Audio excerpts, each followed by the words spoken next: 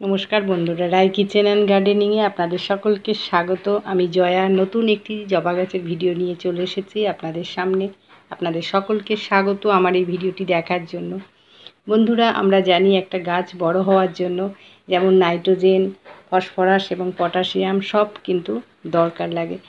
আর সব সময় নাইট্রোজেন সমেত সার যদি আমরা গাছে বেশি দিই তাহলে কিন্তু আমাদের গাছের পাতা বেশি হয়ে যাবে, সেই গাছে কিন্তু আমরা কুড়ি এবং ফুল সেইভাবে পাবো না। তার জন্য তার সাথে আমাদের আরও কিছু খাবার দিতে হবে, যে খাবারগুলো পেয়ে আমাদের গাছের শিকড়টা মজবুত থাকবে, ডালপালাগুলো মজবুত থাকবে এবং তার সাথে যে সমস্ত কুড়ি ঝরে পড়ে যাচ্ছে সেটা বন্ধ হবে। আমি আজকের কিছু বিশেষ খাবার রেখেছি, সিঙ্গেল সুপার ফসফেট আর পটাশ, লাল পটাশ। এই দুটি খাবারের গুণে আমাদের গাছ ভরা কুড়ি এবং ফুল আমরা গাছ থেকে উপহার পাবো।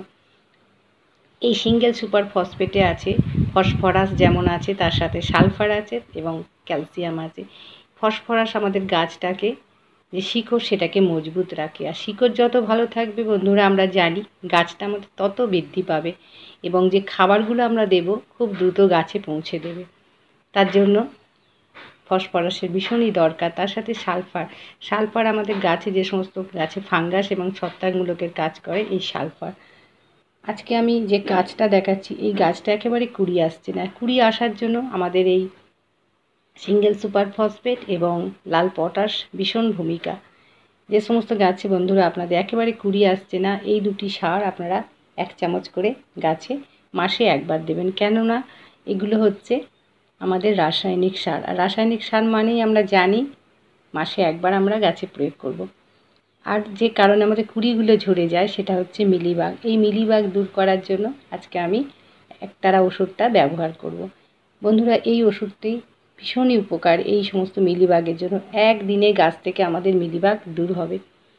এই ওষুধটি আপনারা 1 চামচ, আমি এখানে কিছুটা জল নিয়েছি, সেই জলে 5 মিনিট আপনারা ভিজিয়ে রেখে দেবেন, তাহলে কিন্তু এই দ্রবণটি একেবারে মিশে যাবে। মিশে যাওয়ার পর আপনারা গাছে ঠিক সন্ধ্যার আগে স্প্রে করবেন। দেখবেন আপনাদের যে সমস্ত গাছে মিলিবাগ ভীষণভাবে উপদ্রব শুরু করে দিয়েছে, এক রাতেই কিন্তু এরা চলে যাবে। আর মিলিবাগ গাছ থেকে দূর করতে পারলে তাহলে কিন্তু আমাদের গাছের কুড়িগুলো যে ঝরে পড়ে যায় সেটা বন্ধ হবে। কেননা এরা কুড়ির সমস্ত রসটা খেয়ে নেয়, তার জন্যই কিন্তু আমাদের গাছের কুড়িগুলো ঝরে পড়ে যায়। এই ছোট ছোট বিষয়গুলো একটু লক্ষ্য রাখবেন, তাহলেই কিন্তু আমাদের গাছের কুড়িগুলো অক্ষত অবস্থায় থাকবে। আমি আজকে যে দুটি সার দেখাচ্ছি সেটা হচ্ছে সিঙ্গেল সুপার ফসফেট আর লাল পটাশ। সিঙ্গেল সুপার ফসফেটে যেমন ফসফরাস, সালফার আছে, তার সাথে ক্যালসিয়াম আছে। ক্যালসিয়াম আমাদের যে ডালপালাগুলো সেগুলো মজবুত করে এবং পুষ্টিমৌল আছে প্রচুর পরিমাণে। আর লাল পটাশ আমাদের যে ফুলের সাইজ ছোট হয়ে যায় কিংবা পাতাগুলো হলুদ হয়ে যায়, ফুলগুলো যে আমাদের অনেক সময় ফ্যাকাশে বর্ণ হয়, এই সমস্তগুলো আমাদের দূর হবে। এই লাল পটাশের অভাবেই কিন্তু এই সমস্ত গাছগুলো আমাদের ঠিক এইরকম হয়। বন্ধুরা, লাল পটাশ আমাদের যে যেমন কুড়ি আনতে সাহায্য করবে গাছকে, তেমন ফুল ফল ঝরাও বন্ধ করবে। উদ্ভিদের কোষ বিভাজনের জন্য অত্যন্ত প্রয়োজনীয় এই লাল পটাশ এবং তার সাথে রোগ প্রতিরোধ ক্ষমতা বাড়ায়। এই দুটি সার আপনারা 1 চামচ করে গাছে দিয়ে দেবেন। আপনাদের টব যদি 10 থেকে 12 ইঞ্চি হয় তাহলে ঠিক আমি যেমন 1 চামচ করে দিচ্ছি আপনারা ঠিক এইভাবে আপনাদের গাছ অনুযায়ী দেবেন। আর এই সারটা আপনারা মাসে একবার প্রয়োগ করবেন, তাহলেই দেখবেন আপনাদের যে সমস্ত গাছে একেবারে কুড়ি আসছে না 10 থেকে 15 দিনের মধ্যেই আপনাদের গাছে অফুরন্ত কুড়ি চলে আসবে। এইভাবে আপনাদের গাছগুলোর পরিচর্যা করুন, আপনাদের গাছও দেখবেন একেবারে কুড়ি এবং ফুলে ভরে যাবে।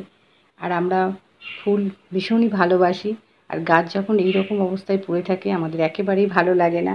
আমরা চাইবো আমাদের গাছগুলো একেবারে ফুলে ফুলে ভরে উঠুক, আর আমাদের ছাদ বাগান একেবারে ফুলে ফুলে আলো হয়ে থাকবে।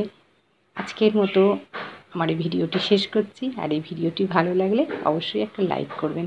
নমস্কার।